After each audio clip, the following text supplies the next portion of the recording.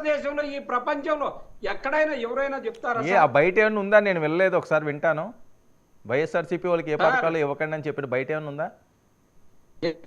చెప్పారు సార్, బహిరంగంగానే మీటింగ్ లోనే చెప్పారు సార్. నా దగ్గర అయితే సార్, నా దగ్గర ఒక సమస్య సార్. నేనేమో నా దగ్గర ఒకటే మొబైల్ ఉంటుంది. మేము వైఎస్ఆర్ కాంగ్రెస్ పార్టీ వాళ్ళ దగ్గర 4 మొబైల్స్ ఉంటే ఉండొచ్చు. వైఎస్ఆర్ కాంగ్రెస్ పార్టీ వాళ్ళకి 4 మొబైల్ అంటే మీరే వైఎస్ఆర్ కాంగ్రెస్ పార్టీ కాదు, వైఎస్ఆర్ కాంగ్రెస్ పార్టీ వాళ్ళ దగ్గర ఒకటే ఉంటది, పేద పార్టీ సార్. అవును, మీరు వాళ్ళ దగ్గర పేదవాళ్ళు 4 కదండి, ఫోన్లు కరెక్టే. ఉండొచ్చు, వెంటనే మీకు సాక్ష్యాలు చూపించవచ్చు. అందుకని చెప్పేసి బహిరంగంగానే జనసేన వాళ్ళని కానీ టీడీపీ వాళ్ళని కానీ కాదని చెప్పమనండి. చంద్రబాబు నాయుడు గారు ఆ మాట అన్నారా లేదా అనేది వాళ్ళిద్దరిని చెప్పమనండి. ఓకే. అలాగే చంద్రబాబు నాయుడు గారు ఇచ్చినటువంటి హామీల్ని 15,000 నీకు 15,000 నీకు 15,000 నీకు 15,000 అని చెప్పేసి చిన్నపరెడ్డి గారు నా వాయిస్ మీకు వినిపిస్తుందా అండి? వినపడుతుంది. నేను ఏం అడిగాను, మీరు ఏం చెప్తున్నారు? ఇప్పుడు ఏమన్నా అభివృద్ధి పథకం ఏమన్నా పెట్టుకుందాము, అక్కడ అభివృద్ధి ఇక్కడ అభివృద్ధి అని నేను అడగట్లేదండి. మీకు కొన్ని అస్త్రాలు ఇస్తున్నారట, మీరు వాడటం లేదట, ఏంటి ప్రాబ్లం? కాదు, నేను అక్కడే చెప్తున్నాను సార్.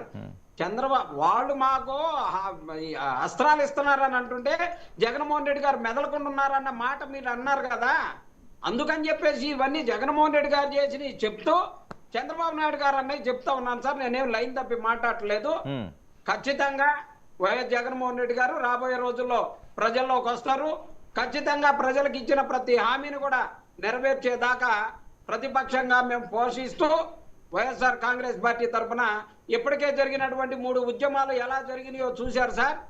మొన్న యువత పోరు ఉద్యమం ఎలా జరిగిందో చూశారు కదా. ఓకే అండి, కాదండి, ఇప్పుడు మీ పరిస్థితి 11 సీట్లకు పరిమితమైంది. అసెంబ్లీ సెషన్స్ అయిపోతున్నాయి. సరే, అసెంబ్లీకి అయితే వెళ్ళలేదు, ఏదో మండలంలో ఏదో హడావిడి చేస్తున్నారు. సో అదొకటి వాయిస్ నడుస్తుంది. ఏముంది, అసెంబ్లీకి వెళ్తే బాగుంటుంది. సరే, వెళ్తారో వెళ్ళరో అన్నది అది మీ ఆలోచన, అది పక్కన పెడదాం.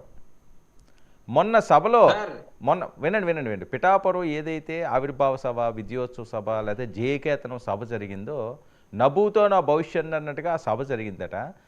ఈ సభతో పవన్ కళ్యాణ్ గారిని సౌత్ ఇండియా మోదీగా వర్ణిస్తున్నారట. మీ దాకా వచ్చిందా ఆ వార్త? సార్ ఏముంది సార్, వాళ్ళ ట్రోల్స్ వాళ్ళు చేసుకుంటా ఉంటారు, అది అందరికీ వినపడతా ఉంటది. సౌత్ ఇండియా మోదీ కాకపోతే మోదీ గారి ప్లేస్ లోనే ఆయన పెట్టమనండి, నష్టమేం లేదు. కానీ ఇక్కడ ఇచ్చినటువంటి హామీలని నెరవేర్చలేనటువంటి పార్టీలో ఉండి 40 సంవత్సరాలు ఉన్నటువంటి అనుభవం ఉన్నటువంటి తెలుగుదేశం పార్టీని పవన్ కళ్యాణ్ గారే గెలిపించినటువంటి చెప్పారు కదా. పవన్ కళ్యాణ్ గారు నేను గెలిపించానని చెప్పేసి గెలిపించినటువంటి పవన్ కళ్యాణ్ గారు అని చెప్తా ఉన్నారు. నాది టీడీపీ వాళ్ళు చెప్పాలా, 40 సంవత్సరాల పార్టీని ఆయన నిలబెట్టాడా, లేకపోతే వీళ్ళకి అసలు సరుకు లేకపోతే పవన్ కళ్యాణ్ గారు నిలబెట్టారో వారే చెప్పాలా. ఈరోజు చంద్రబాబు నాయుడు గారు ఇచ్చిన హామీలన్నిటినీ నెరవేరిస్తే ఖచ్చితంగా పవన్ కళ్యాణ్ గారు నెరవేర్చేటట్టు చేయగలిగితే ఖచ్చితంగా ఆయన ఇంకొక మెట్టు ఎక్కుతారు. అది ఏ మెట్టు ఎక్కుతారనేది వారి యొక్క పరిస్థితిని బట్టి ఉంటుంది. అంతేగాని సౌత్ ఇండియా మొత్తానికి లేకపోతే భారతదేశం మొత్తానికి చెప్పుకోవచ్చు సార్. ఒక చిన్న మనం కొన్నిసార్లు ఒక్కొక్క పాట కానీ ఒక్కొక్క డైలాగ్ కానీ దేశం మొత్తం తిరుగుతూ ఉంటుంది. అంత మాత్రాన దేశానికి స్టార్ అయిపోతారా సార్? వైరల్ అయిపోతాయి సార్ కొన్ని ఇష్యూస్, అలానే వైరల్ అయిపోవటం తప్పితే వీళ్ళ దగ్గర సరుకు లేదు.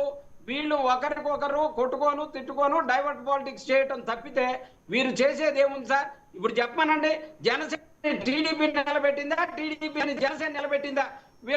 వాళ్ళిద్దరిని వరుస దమ్ముంటే పవన్ కళ్యాణ్ డైరెక్ట్ గా చెప్పారు కదా, 40 సంవత్సరాల పార్టీని నిలబెట్టామని చెప్పమనండి సార్. తెలుగుదేశం వాళ్ళని నిలబెట్టారా, కూర్చోబెట్టారా, పడుకోబెట్టారా, మోకాళ్ళ మీద ఉంచారా? వాళ్ళ డైలాగులు ఉన్నాయి కదా, చెప్పమనండి సార్. ఓకే, గాయత్రి గారు, ఎవరు నిలబెట్టారు, ఎవరు పడుకోబెట్టారు, ఎవరు కూర్చోబెట్టారు? ఇవి ఆయన ప్రశ్నలు. మోకాళ్ళ మీద ఉంచారు, మర్చిపోయారు. గోడ కుర్చీ ఎవరు ఇచ్చారు? అది మ్యూట్లో ఉంది గాయత్రి. సారీ అండి. Good evening.